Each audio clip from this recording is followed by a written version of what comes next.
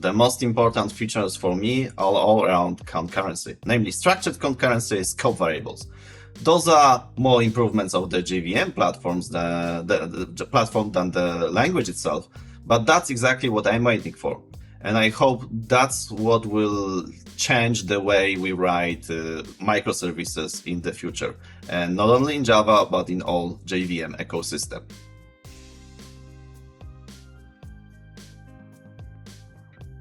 I once heard that languages do not have features, they have dreams.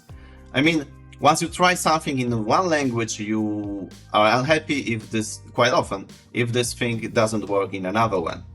And Java definitely lacks many features the modern languages actually do have. The problem is that adding things to language is not that easy, especially if the language was not designed for that. It can become very complex. Such thing I think happened in the past with C++. I was once writing C++ code, and I was seeing that people are discouraged by the complexity this has. On the other hand, we have a story of COBOL, language that I would say evolved very slowly. And even though we still have tons of projects in COBOL, it's hard to find someone that would willingly learn COBOL. I tried writing COBOL. It is really a horrible experience. So Java has to somehow navigate in between.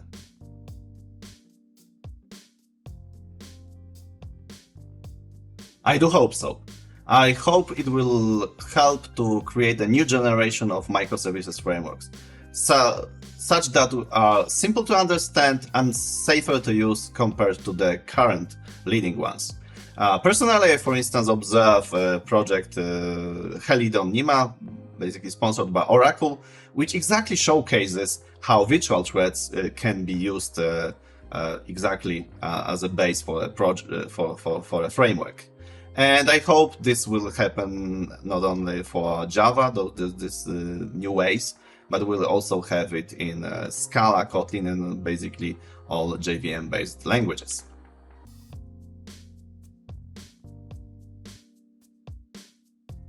Yes, I do wait for something, although it doesn't have really any JEP associated with that. That's a very small feature, a record width. As far as I know, at the moment, there is only a brief description prepared by Brian Getz that shows how this feature can work. But it is a small thing that can completely change the way we write immutable objects in Java, because those will make them way easier to use.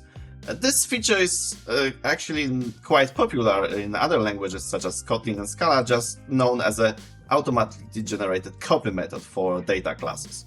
And that is a small thing that's often overlooked, but it changes a lot.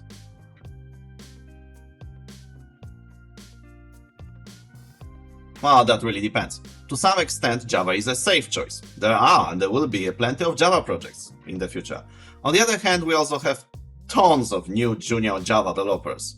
But if you know that you can work hard and create some example interesting projects, create some resume, Java is a safe choice, still safe choice to enter the market. Unfortunately, Java is also a very complex language right now, not only because of the backward compatibility, legacy projects, etc.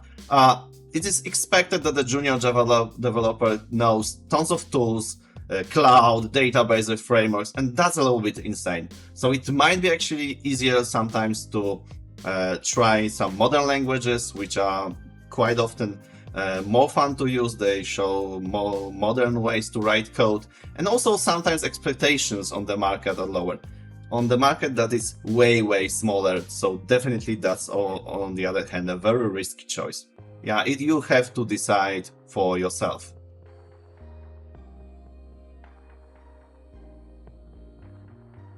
Oh, that's very personal.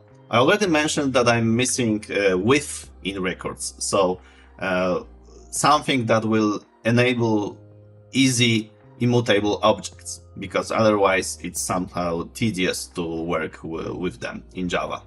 Comparing it, for instance, to Kotlin or Scala, where the magical copy method does really good job.